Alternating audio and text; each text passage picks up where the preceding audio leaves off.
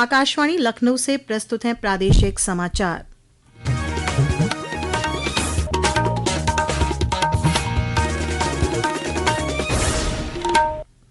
मुख्य समाचार। केंद्रीय कृषि मंत्री शिवराज सिंह चौहान ने 2 दिवसीय राष्ट्रीय कृषि सम्मेलन का किया शुभारंभ। कहा, किसानों की आजीविका को बेहतर और देशवासियों को पोषण युक्त आहार उपलब्ध कराना है सर्वोच्च प्राथमिकता। प्रदेश के नगर विकास मंत्री ए.के. शर्मा ने लखनऊ में वेस्ट मैनेजमेंट सिस्टम प्लांट का किया उद्घाटन। कहा, शहरों को स्वच्छ और पर्यावरण अनुकूल बनाने के लिए आधुनिक तकनीकों का किया जा रहा है उपयोग। अकीदत और एहतराम के साथ मनाया जा रहा है ईद उल अजहा का त्योहार।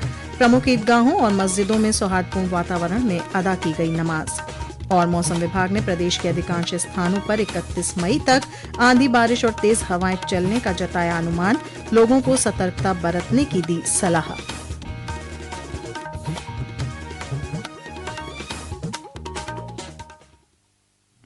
नमस्कार, प्रदेश के समाचारों के साथ मैं श्वेता उपाध्याय और अब समाचार विस्तार से। केंद्रीय कृषि और किसान कल्याण मंत्री शिवराज सिंह चौहान ने कहा कि भारत के मेहनती किसानों के अथक प्रयासों के कारण देश में पर्याप्त खाद्य भंडार मौजूद है। नई दिल्ली में आज 2 दिवसीय राष्ट्रीय कृषि सम्मेलन के उद्घाटन समारोह को संबोधित करते हुए श्री चौहान ने बताया कि इस वर्ष देश में अनुमानित खाद्यान्न उत्पादन 376 करोड़ टन से अधिक है, जो पिछले वर्ष की तुलना में 5.3% अधिक है। श्री चौहान ने कहा कि देश की खाद्य सुरक्षा सुनिश्चित करना, किसानों की आजीविका को बेहतर बनाना और देशवासियों को पोषण युक्त आहार उपलब्ध कराना सरकार की सर्वोच्च प्राथमिकता है। श्री सिंह ने कहा कि 2 दिन का यह सम्मेलन खरीफ कृषि क्षेत्र के कल्याण के लिए एक रोड मैप तैयार करने में सहायक होगा। देश के किसानों के परिश्रम से, भारत सरकार की योजना, प्रधानमंत्री जी के नेतृत्व और नीतियों के कारण, हमारे वैज्ञानिकों ने जो नई नई किस्में बीजों की बनाई उनके कारण, और राज्यों ने भी अपने अपने राज्यों में मेहनत की। इस बार सारे रिकॉर्ड उत्पादन के हमने तोड़े हैं। इस वर्ष में, इस साल कुल मिला के जो खाद्यान्न उत्पादन के आंकड़े आ रहे हैं 3,765.63 टन अनुमानित है, जो पिछले साल से 188 लाख टन अधिक है।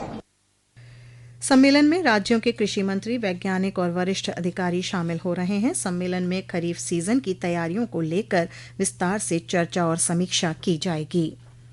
केंद्रीय शिक्षा मंत्री धर्मेंद्र प्रधान ने विद्यार्थियों को आश्वस्त किया कि केंद्रीय माध्यमिक शिक्षा बोर्ड सीबीएसई द्वारा शुरू की गई नई ऑन स्क्रीन मार्किंग ओएसएम प्रणाली अधिक पारदर्शिता सुनिश्चित करने के उद्देश्य से एक प्रगतिशील साधन है। श्री प्रधान ने नई दिल्ली में सीबीएसई अधिकारियों के साथ बैठक के बाद संवाददाताओं से बातचीत में यह बात कही। सीबीएसई कक्षा 12वीं की परीक्षा के पुनर्मूल्यांकन पोर्टल में ओएसएम प्रणाली में विसंगतियों और तकनीकी खराबी को लेकर श्री प्रधान ने स्वीकार किया कि कुछ मुद्दे सामने आए हैं। उन्होंने विद्यार्थियों को आश्वासन दिया कि चल रही पुनर्मूल्यांकन प्रक्रिया के दौरान सभी शिकायतों का समाधान किया जाएगा। बच्चों को ट्रांसपेरेंटली अपने मार्क के बारे में जानकारी मिले, उनको ट्रांसपेरेंटली स्कैन कॉपी के माध्यम से उनकी आंसर शीट उनके हाथ में आए, ये ओएसएम की व्यवस्था है। पहली बार देश में सीबीएसई ने इसको प्रयोग किया, उसमें कुछ विसंगति ध्यान में आ रही, इसको मैं दायित्व लेता हूं, उसको इसे ठीक करा जाए। हम एक भी विद्यार्थी की अनआंसर्ड क्वारी को असमाधित नहीं छोड़ेंगे। मुख्यमंत्री योगी आदित्यनाथ ने उत्तर प्रदेश पुलिस आवास निगम के कार्यों की समीक्षा करते हुए कहा कि पुलिस कर्मियों की कार्यक्षमता और मनोबल को मजबूत करने के लिए बेहतर आवासीय एवं कार्य सुविधाएं आवश्यक हैं। उन्होंने पुलिस लाइन, थाना, बैरक, अग्निशमन केंद्र के कार्य गुणवत्ता के साथ समय से पूरा करने के निर्देश दिए। मुख्यमंत्री ने डिफेंस कॉरिडोर की समीक्षा बैठक में कहा कि प्रदेश को रक्षा उत्पादन के क्षेत्र में अग्रणी राज्य बनाने के लिए निवेशकों को सहयोग उपलब्ध कराया जाए। राष्ट्रीय परीक्षा एजेंसी एनटीए ने संयुक्त विश्वविद्यालय प्रवेश परीक्षा CUET UG 2026 परीक्षा की संशोधित तिथियां और प्रवेश पत्र जारी कर दिए हैं। एनटीए के अनुसार परीक्षाएं अब 31 मई, 6 तथा 7 जून को आयोजित की जाएंगी।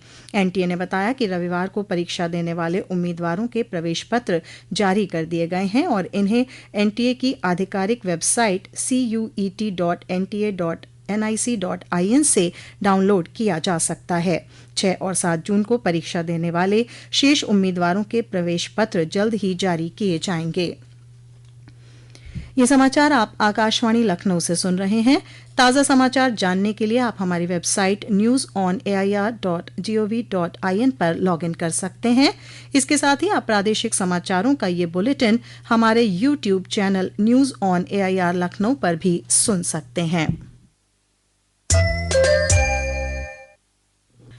प्रदेश के नगर विकास एवं ऊर्जा मंत्री AK शर्मा ने आज लखनऊ में जोन 4 के भैंसोरा क्षेत्र में अत्याधुनिक fixed compactor transfer station plant का उद्घाटन किया। लगभग 9 करोड़ रुपए की लागत से निर्मित यह प्लांट प्रतिदिन 150 टन कूड़े के निस्तारण की क्षमता रखता है। इस दौरान महापौर सुषमा खरकवाल भी मौजूद रहीं। कार्यक्रम को संबोधित करते हुए AK शर्मा ने कहा कि प्रदेश सरकार शहरों को स्वच्छ और पर्यावरण के अनुकूल बनाने के लिए आधुनिक तकनीकों का उपयोग कर रही है। लखनऊ ऑलरेडी शिवरी में और भेला में 20 लाख टन कूड़े का निस्तारण करके देश में एक चुनिंदा शहर बना है। लखनऊ ऑलरेडी स्वच्छता सर्वेक्षण में 30वें स्थान पर आकर के देश में अपना नाम बना चुका है। अब ये 51 ट्रांसफर स्टेशन जो इस तरह से बन रहे हैं, उनकी वजह से लखनऊ नगर में कहीं भी कूड़े का बड़ा ढेर जो है खुले में नहीं दिखेगा। सब कुछ कॉम्पैक्टिंग होगी, सब कुछ बंद गाड़ियों में ट्रांसफर होगा। इस अवसर पर महापौर सुषमा खरकवाल ने कहा कि नगर निगम का लक्ष्य लखनऊ को देश के सबसे स्वच्छ और हरित शहरों में शामिल करना है। आज लखनऊ स्वच्छता में एक कदम और आगे बढ़ा है। भरवारा मल्लौर वार्ड में भी हमने ट्रांसफर स्टेशन लगाया है, जिसका आज उद्घाटन हुआ है। आने वाले समय में हमारे कंप्लीट 51 ट्रांसफर स्टेशन बन जाएंगे, 24 पूरे हो गए और लखनऊ में कहीं भी कूड़ा न दिखे, इसका मेरा पूरा प्रयास है। अयोध्या में कल 29 मई को राम मंदिर परिसर में परकोटे में बने मां भगवती मंदिर के शिखर पर राष्ट्रीय पिछड़ा वर्ग आयोग की अध्यक्ष साध्वी निरंजन ज्योति और प्रमुख संत साध्वी ऋतंभरा ध्वज फहराएंगी। कार्यक्रम को लेकर सभी तैयारियां पूरी कर ली गई हैं। एक रिपोर्ट।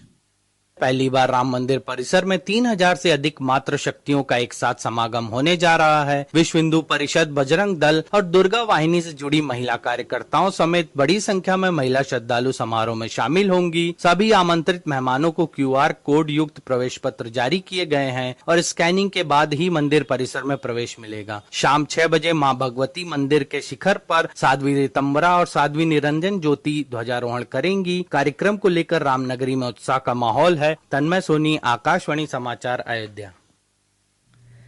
ईद उल अजहा का त्योहार आज प्रदेश भर में अकीदत और उत्साह के साथ मनाया जा रहा है। इस अवसर पर ईदगाहों और मस्जिदों में नमाज अदा की गई।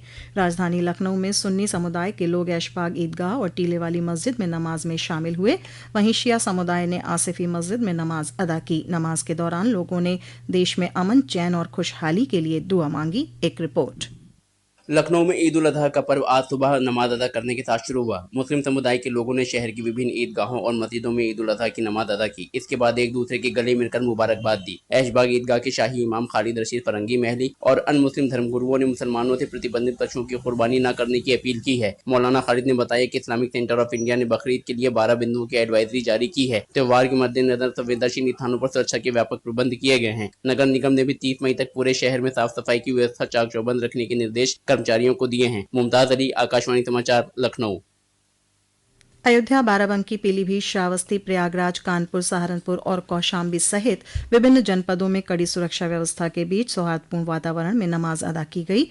आगरा में ताजमहल परिसर स्थित मस्जिद में नमाज के लिए दूर दराज से लोग पहुंचे। ईद उल अजहा के अवसर पर आज देशी विदेशी सैलानियों के लिए सुबह 7 बजे से 10 बजे तक ताजमहल में निःशुल्क प्रवेश दिया गया। प्रदेशवासियों को पिछले कई दिनों से पड़ रही भीषण गर्मी से जल्द राहत मिलने की संभावना है। मौसम विभाग ने प्रदेश में कई स्थानों पर आज से 31 मई के बीच आंधी, बारिश और तेज हवाओं को लेकर चेतावनी जारी की है। इससे तापमान में 8 से 10 डिग्री सेल्सियस की गिरावट होने का अनुमान है। कई स्थानों पर मेघ गर्जन, वज्रपात और 50 से 70 किलोमीटर प्रति घंटे की रफ्तार से तेज हवाएं चलने की संभावना जताई गई है।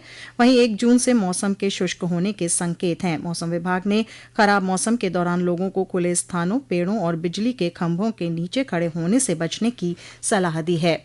और अब अंत में मुख्य समाचार एक बार फिर।